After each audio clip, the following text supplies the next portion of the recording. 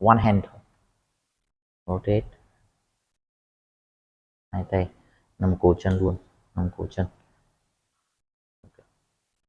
Ok, giữ đây. Chest forward, one, two, thẳng lưng được không? Three, hold it, four, siết mông.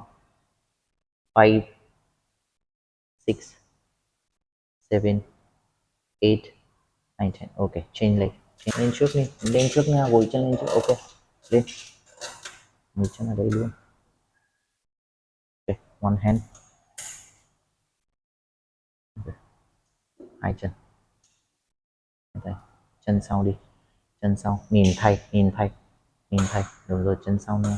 One, hold here, two, three, four, five, six, seven, eight, nine, 10. Okay, come back, relax.